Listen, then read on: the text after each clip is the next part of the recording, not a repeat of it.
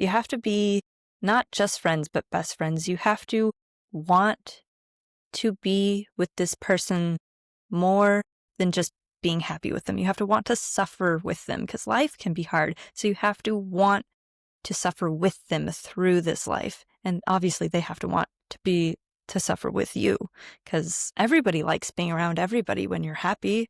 Like, it's like, oh yeah, I'd love to, be with you all the time when we're hanging out and going to Disneyland and having fun. But as soon as it's hard, it's like, who has your back when it's hard?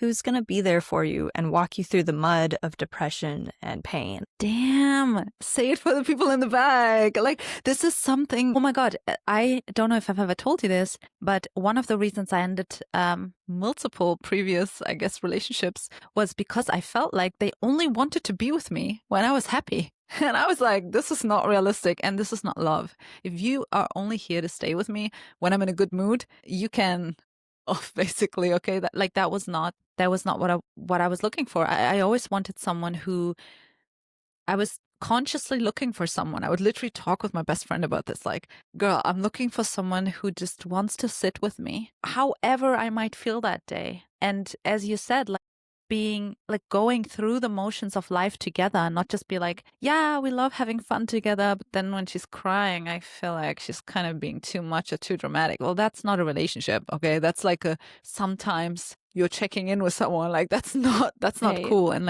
and I don't know. And at the time when I ended something with someone because of this. And I was like, I was like gaslighting myself. Am I wanting too much? Because he's a great guy or whatever I was thinking. But then I realized if someone abandons you, which that is abandonment, by the way, if someone is not with you when you're in pain, if someone abandons you when you're in pain,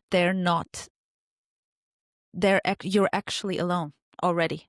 You're actually always alone. And so but I can't be alone.